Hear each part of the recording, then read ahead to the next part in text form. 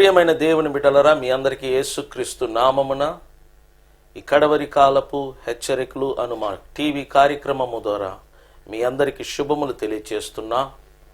అది మాత్రం కాదు, ఈ యొక్క కార్యక్రమాన్ని దేవుడు ప్రారంభించి తన కృపచేత ఇంతవరకు నడిపిస్తున్నందుకు దేవాతి దేవునికి నేను నిండు వందనాలు చెల్లిస్తున్నాను. ప్రియులరా, ఈ యొక్క నూతన సంవత్సరంలో మీరందరూ కూడా ఎంతగానో సంతోషంగా దేవుని సన్నిధిలో దేవుని వాక్యం వింటున్నారని నేను ఎంతగానో ఆనందిస్తున్నాను. మిమ్మల్ని బట్టి మీ యొక్క జీవితంలో, మీ కుటుంబంలో దేవుని కృప అత్యధికముగా విస్తరించినట్లుగా నేను ప్రార్థన చేస్తున్నాను. కాబట్టి ప్రియులరా, మీ కుటుంబాల్లో ఒక నూతన మార్పు, మీ కుటుంబాల్లో ఒక నూతనత్వాన్ని దేవుడు చేయాలని, ఈరోజు దేవుడు మీతో మాట్లాడాలని మీ కొరకు ఒక ప్రత్యేకమైన ప్రార్థన చేయుటకు నేను సిద్ధంగా ఉన్నాను. ప్రతి ఒక్కరు దేవుని వాక్యం వినుటకు ముందు మీ చేతులలో బైబిల్ తీసుకోండి.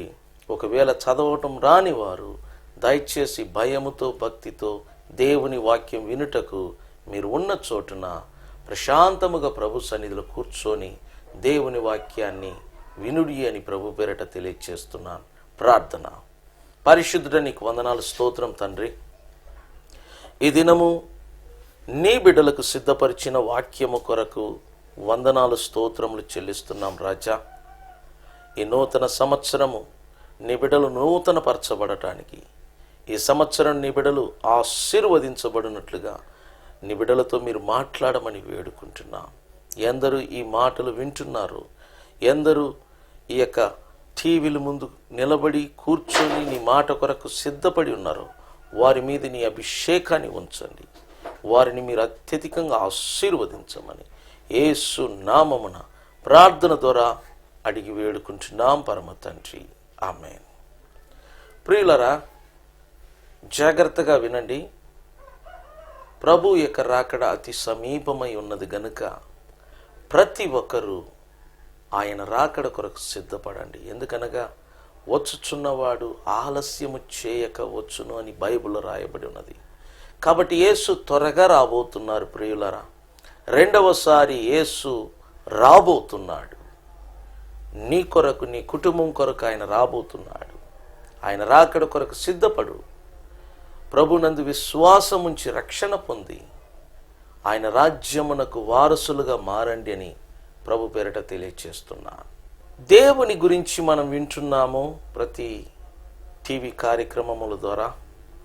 నేను ఒకసారి తెలియచేశాను, పాత నిబంధనలో దేవుడు మన ప్రార్థనలను ఆలకించు దేవుడిగా కనబడుతున్నాడు. అది మాత్రము కాదు, అదే పాత నిబంధన కాలములో దేవుడు మన ప్రార్థనలను ఆలకించటం మాత్రమే కాదు, మన ప్రార్థనలకు జవాబు దయచేయు దేవుడిగా మనకు బైబిల్లో కనబడుతున్నాడు. కానీ ఎప్పుడు మన ప్రభు అయిన యేసుక్రీస్తు మానవుడిగా ఈ లోకానికి వచ్చాడో ఆ క్షణములో మనం ఒక మార్పును చూస్తున్నాం దైవత్వములో. అది ఏంటంటే, దేవుడు ప్రార్థన ఆలకించు దేవుడు మాత్రం కాదు, దేవుడు మన ప్రార్థనలకు జవాబు దయచేయు దేవుడు మాత్రం కాదు, దేవుడు మన కొరకు, మన పక్షాన ప్రార్థన చేయు దేవుడుగా యేసుక్రీస్తు జీవితంలో మనం చూసి నేర్చుకోగలం. అవును ప్రియులరా, యేసు ఈ లోకానికి మానవుడిగా వచ్చాడు. ఈ లోకానికి ఎప్పుడు ఆయన మానవుడిగా వచ్చాడో ఆయన జీవితంలో మనం కొన్ని పాఠాలు నేర్చుకోవచ్చు. అది ఏంటంటే, ఆయన మన కొరకు ప్రార్థన చేసిన దేవుడిగా కనబడుతున్నాడు. చూడండి, దేవుడంటే ప్రార్థనలను ఆలకించువాడు మాత్రమే కాదండి. దేవుడంటే ప్రార్థనలకు జవాబు దయచేయువాడు మాత్రమే కాదండి. మనము ఆరాధిస్తున్న దేవుడు, మన ప్రభు అయిన యేసుక్రీస్తు కేవలం మన కోసం ప్రార్థన చేసే ఒక దేవుడుగా ఉన్నాడు. యేసు నీ కొరకు, నీ కుటుంబము కొరకు తండ్రి అయిన దేవునికి ప్రార్థన చేయు దేవుడుగా ఈ లోకములో జీవించాడు. యేసు ఎవరో కాదు, మానవ రూపములోనికి వచ్చిన దేవాతి దేవుడు, అదృశ్య దేవుని స్వరూపుడు. యేసు జీవితంలో 2 గుణలక్షణాలు దాగి ఉన్నాయి. ఒకటి, 100% మానవ గుణలక్షణాలు, 2 100% దైవ గుణలక్షణాలు. కాబట్టి దేవుడు మానవుడు కలిసి యేసులో మనం చూడవచ్చు. దైవత్వము మానవత్వము 2 కలిసి యేసు జీవితంలో మనం చూడవచ్చు. కాబట్టి యేసు ఈ భూమిలో ఉన్నప్పుడు ప్రియులారా మన కొరకు ప్రార్థన చేశాడు. ఒక సందర్భంలో నేను చెప్పాను, ఆయన రాత్రి పూట ఒలీవ కొండలకు వెళ్ళి ప్రార్థన చేసేవాడు. పగలు ఆయన అరణ్యములోనికి వెళ్ళి ప్రార్థన చేసేవాడు. ఉదయకాలము ఆయన లేచి పెందల కడనే లేచి ఒంటరిగా వెళ్ళి ప్రార్థన చేసేవాడు. ఆయన ప్రార్థన జీవితము సిలువ మరణము వరకు కొనసాగించింది. చివరికి ప్రాణం విడిచే ముందు కూడా ఆయన ప్రార్థన చేశాడు. మానవుల కొరకు చనిపోయి సమాధి చేయబడి తిరిగి లేచి పరలోకానికి వెళ్ళి దేవుని కుడి పార్శ్వమున ఆసీనుడైన తర్వాత కూడా ఆయన మన కొరకు దేవుని సన్నిధిలో ప్రార్థన చేస్తున్నాడు. ఇప్పుడు యేసు ఎక్కడ ఉన్నాడని మీరు ప్రశ్న వేస్తే దానికి బైబిల్ ఇచ్చే సమాధానం ఒకటి. యేసు దేవుని కుడి పార్శ్వమున ఆసీనుడై ఉన్నాడు. దేవుడి కుడి పార్శ్వమున ప్రధాన యాజకుడుగా ఉండి పని చేస్తున్నాడు. ఆయన ఏం చేస్తున్నాడో తెలుసునా? తన ద్వారా దేవుని యొద్దకు వచ్చిన వారందరి కొరకు, వారందరి పక్షాన విజ్ఞాపనము చేయుటకు దేవుని కుడిపార్శ్వమున ప్రధాన యాజకుడుగా ఈ రోజుకు కూడా ఆయన సజీవుడిగా జీవిస్తున్నాడు. ప్రియులారా, ఎందుకు ఆయన మన కోసం ప్రార్థన చేస్తున్నాడు? ఒకటే కారణం, మనము సంపూర్ణముగా రక్షించబడుటకై ఆయన శక్తివంతుడిగా దేవుని కుడిపార్శ్వములో ఉండి నీ కోసం నా కోసం ప్రార్థన చేస్తున్నాడు. ఆయన ప్రార్థన మనలను కాపాడుతుంది. ఆయన ప్రార్థన మనలను పరిపూర్ణులుగా తయారు చేస్తుంది. ఆయన ప్రార్థన జీవితము ఈ భూమిలో మనలను పరిశుద్ధులుగాను నీతిమంతులుగాను బ్రతికేటట్టు చేస్తుంది. కాబట్టి యేసు కేవలం నీ పాపముల కొరకు మరణించాడని మాత్రం అనుకోవద్దు. నీ పాపము కొరకు మరణించాడు, నీ శాపములను తీసివేయాడు, తన రక్తము ద్వారా నిన్ను దేవునితో సమాధానపరిచాడు. అది మాత్రము కాదు, దేవుని కుడి పార్శ్వమునకు వెళ్ళి నీ కొరకు నీ పక్షాన దేవునికి ప్రార్థన చేస్తున్నాడు. ఇప్పుడు కూడా యేసు నీ కోసం ప్రార్థన చేస్తున్నాడు. ఇంత గొప్ప దేవుడు నీకుండగా నీకు విరోధి ఎవరు ప్రియులారా? కాబట్టి నీ జీవితాన్ని యేసుకు సమర్పించుకొని ఒక దైవజనుడిగా నేను ప్రేమతో మీకు తెలియచేస్తున్నాను. మన దేవుడు మన పక్షాన ప్రార్థన చేసే దేవుడుగా ఉన్నాడు. మన ప్రార్థనలను మాత్రము ఆలకించు దేవుడే కాదండి, మన ప్రార్థనలకు జవాబు అనుగ్రహించే దేవుడు మాత్రం కాదండి, మన పక్షాన మనము సంపూర్ణముగా రక్షణ పొందుటకు ఆయన ప్రార్థించే దేవుడిగా ఉన్నాడని మీకు తెలియచేస్తున్నాను. ప్రియులారా, ఇంకొక విషయాన్ని మీకు జ్ఞాపకం చేయాలనుకుంటున్నాను. అది ఏంటంటే, మనము ఇప్పుడు పాత నిబంధన కాలానికి చెందిన వారము కాము. ఇప్పుడు మనము క్రొత్త నిబంధన కాలానికి చెందిన వారము. నేను ఇలా చెప్తాను, ఈ కాలాన్ని సంఘకాలము అని చెప్పవచ్చు. ఇది సంఘకాలము, ఇది సంఘ యుగము అని కూడా మనం చెప్పవచ్చు. మనం జీవించేది సంఘకాలములో ఉంటున్నాం, లేకపోతే కృపాకాలం అని కూడా చెప్పవచ్చు.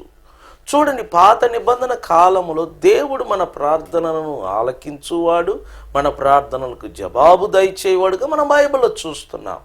అదే దేవుడు మానవుడిగా వచ్చి యేసు ప్రభువుగా భూలోకములో జీవిస్తున్నప్పుడు ఆయన మన కోసం ప్రార్థించే దేవుడిగా మనం చూస్తున్నాం.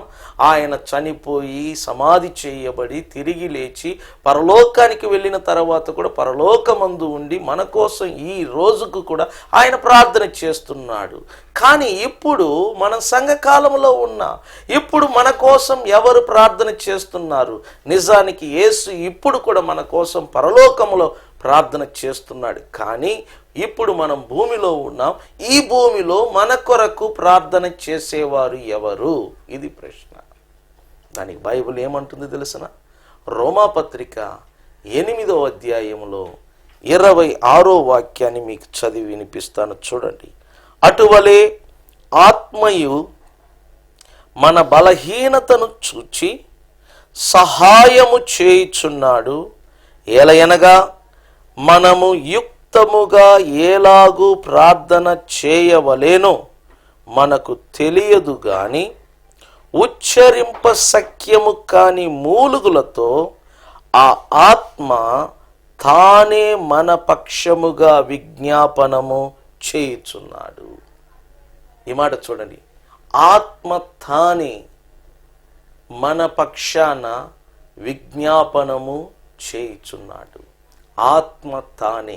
ఇక్కడ చెప్పబడిన ఆత్మ దేవుని గూర్చిన ఆత్మ, దేవుని ఆత్మ అనగా పరిశుద్ధాత్మ.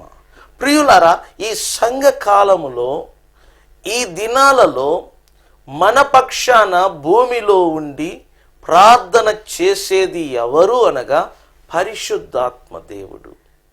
చూడండి, పాత నిబంధన కాలములో దేవుడు మన ప్రార్థనలను ఆలకిస్తూ మన ప్రార్థనలకు జవాబు దయచేయు దేవుడిగా మనం చూస్తున్నాం. యేసు ప్రభు భూమిలో ఉన్నప్పుడు ఆయన మన కొరకు ప్రార్థన చేసినట్లుగా మనం బైబిల్లో చూస్తున్నాం. ఇప్పుడు ఆయన పరలోకములో ఉన్నాడు, అక్కడ ఉండి కూడా మన కొరకు ప్రార్థన చేస్తున్నాడు.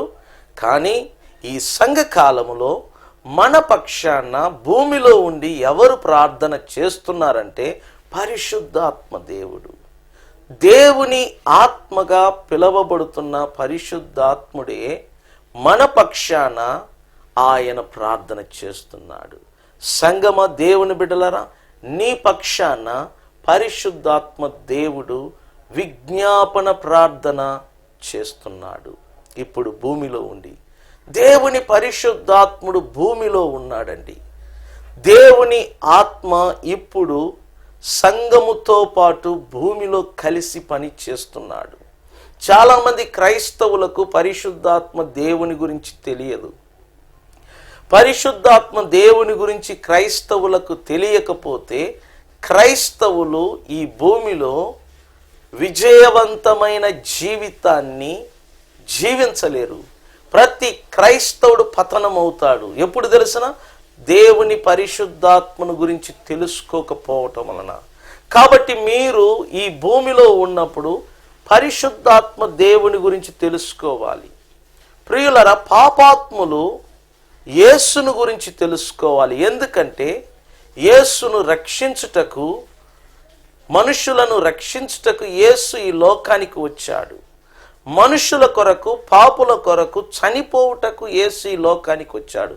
లోక మానవుల పాపములను మోయుటకు యేసు ఈ లోకానికి వచ్చాడు. ఆయన 2000 సంవత్సరానికి ముందు వచ్చాడు. పాపుల కొరకు చేయవలసిన వాటిని చేశాడు. శిలువ మీద రక్తమును మూల్యముగా చెల్లించి మనుషులను రక్షించి ఆయన దేవుని కుడి పార్శ్వమునకు వెళ్ళినట్టుగా బైబిల్ చెబుతుంది. కాబట్టి యేసు వచ్చాడు, తన పనిని పూర్తి చేసుకొని దేవుని యొద్దకు వెళ్ళాడు. కానీ యేసు వెళ్ళిన తర్వాత అదే యేసు స్థానములో పరిశుద్ధాత్ముడు దిగి వచ్చాడు.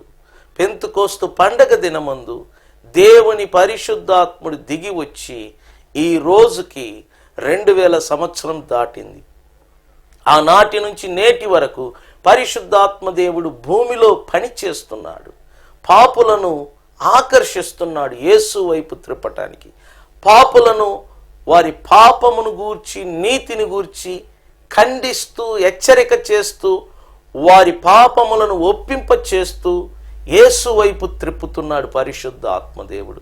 కాబట్టి భూమిలో పరిశుద్ధాత్మ దేవుడు ఉన్నాడు. ప్రియులరా, దేవుని ఆత్మ, దేవుని సన్నిధి, దేవుని ప్రసన్నత ఇప్పుడు భూమిలో ఉండి పరిశుద్ధాత్మ దేవుడు పని చేస్తున్నాడు. పరిశుద్ధాత్మ దేవుడు అనగా, పరిశుద్ధుడు అనగా మీకు తెలుసు, పరిశుద్ధుడు ప్రత్యేకమైన వాడు. దేవుని ఆత్మ ఒక ప్రత్యేకమైన ఆత్మ.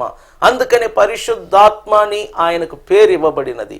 కాబట్టి ఆయన ఇప్పుడు భూమిలో ఉన్నాడు. ఆయన అనేకమైన పనులు చేస్తున్నాడు.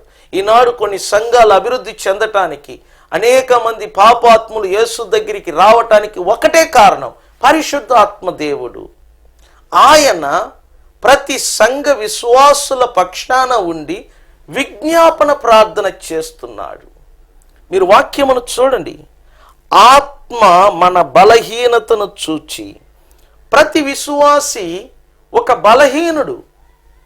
ఏ విషయంలో బలహీనుడు తెలిసినా వాడికి ఎలా ప్రార్థన చేయాలనో తెలియదు. అదే ఒక విశ్వాసి యొక్క బలహీనత. చాలామంది విశ్వాసులు అనుకుంటారు నాకు ప్రార్థన చేయటం వచ్చు అని. కానీ బైబిల్ ఏమంటుందంటే ఎవరికి కూడా ప్రార్థన కరెక్ట్గా చేయటం తెలియదు.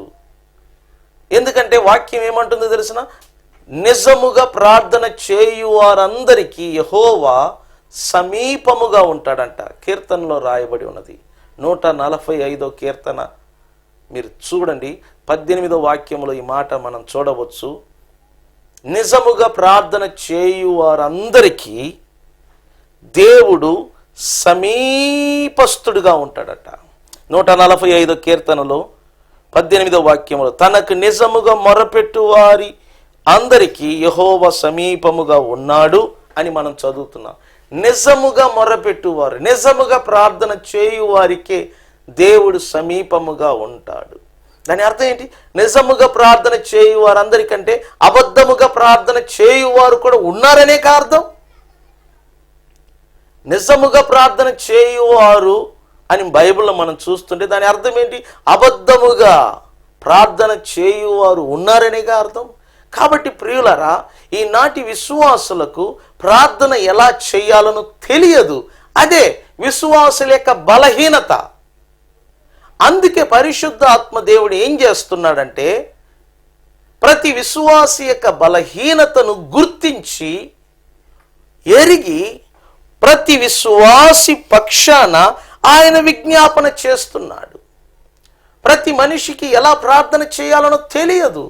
చాలామంది క్రైస్తవులు 1 సంవత్సరం, 2 సంవత్సరం, 10 సంవత్సరం, 20 సంవత్సరాలు మందిరానికి వెళ్ళినా వారికి ఎలా ప్రార్థన చేయాలనో తెలియదు.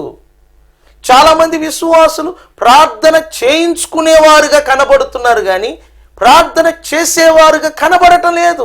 కారణము వారికి ఎలా ప్రార్థన చేయాలనో తెలియదు. అందుకనే దేవుడు తన పరిశుద్ధాత్మను పంపించాడు మనకు నేర్పటానికి.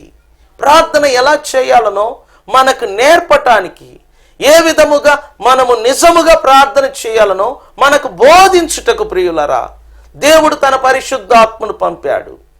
2000 సంవత్సరానికి ముందు శిష్యులు యేసుని అడిగారు, మాకు ప్రార్థన ఎలా చేయాలనో మాకు నేర్పించని అడిగాడు. ప్రతి శిష్యులు యేసును చూశారు. ఎప్పుడు చూసినా యేసు ప్రార్థనలో ఉండేవాడు, ఎప్పుడు చూసినా యేసు ప్రార్థనలో గడిపేవాడు. ఆయన చేసే ప్రార్థనలను చూసి వీరు ఆశ కలిగి, ప్రభువా మాకు ప్రార్థన ఎలా చేయాలనో నేర్పుము అని అడిగారు. ఇప్పుడు మనం అడగటానికి యేసు భూమిలో లేడు ప్రియులారా. ఇప్పుడు యేసు పరలోకమందు మన కోసం విజ్ఞాపన ప్రార్థన చేస్తున్నాడు. మరి ఇప్పుడు మనకు భూమిలో ప్రార్థన ఎలా చేయాలనో నేర్పేది ఎవరు? ఈ పరిశుద్ధాత్మ దేవుడు.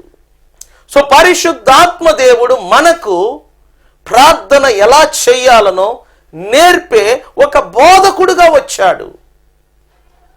దేవుని ఆత్మ లేకుండా ఈరోజు సంఘము ఎదగలేదు. దేవుని పరిశుద్ధాత్మ లేకుండా విశ్వాసులు అభివృద్ధి చెందలేరు.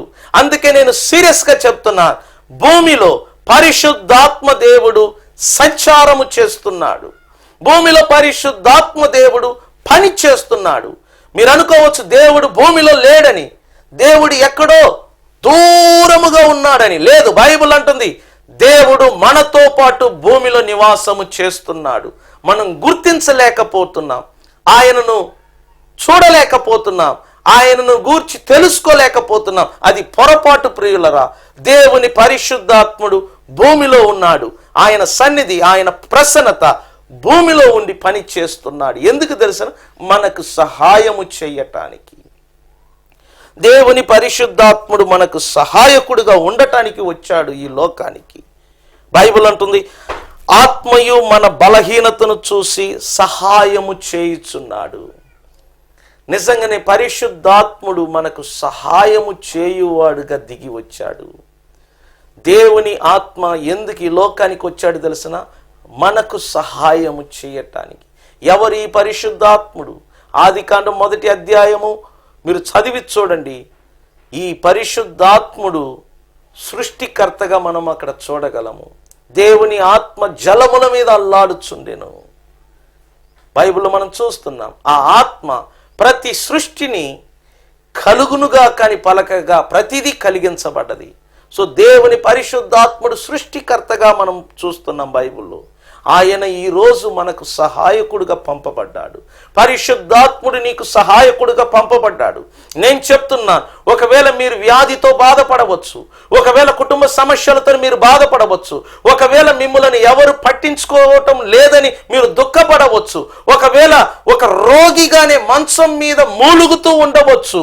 ఇలాంటి పరిస్థితుల్లో మీరేమనుకుంటారు? మాకు సహాయము చేసేది ఎవరు? మమ్మలను ఆదుకునేది ఎవరు?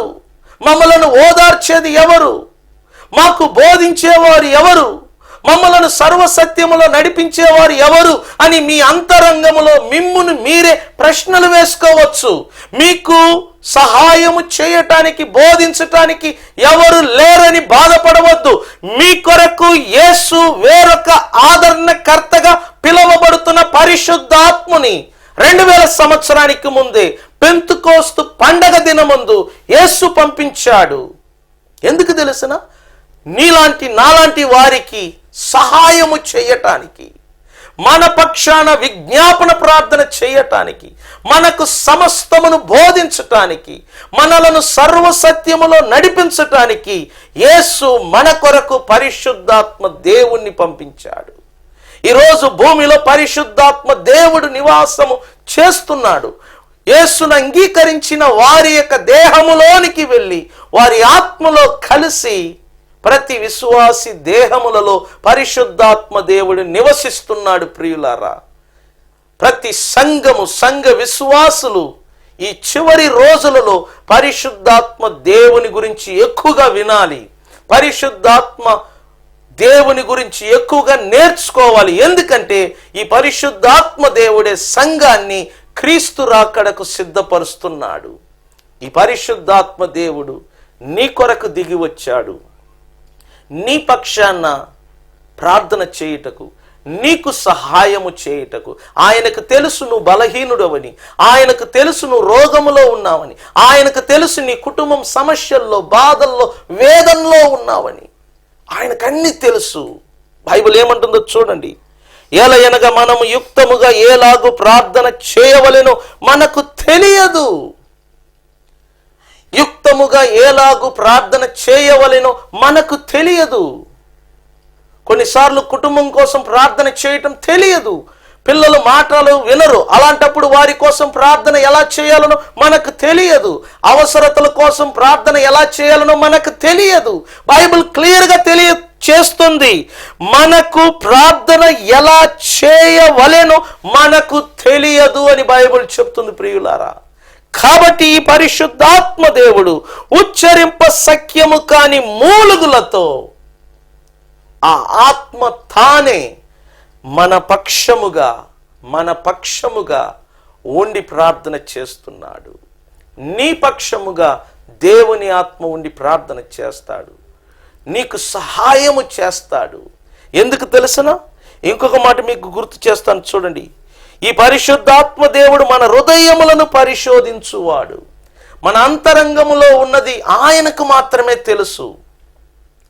మన అంతరంగ స్వభావం, మన అంతరంగములో ఉన్న ఆలోచనలు, తలంపులు పరిశుద్ధాత్మ దేవునికి తప్ప మరి ఎవరికి తెలియదు. ఎందుకంటే ఆయన మన హృదయములను పరిశోధించువాడు.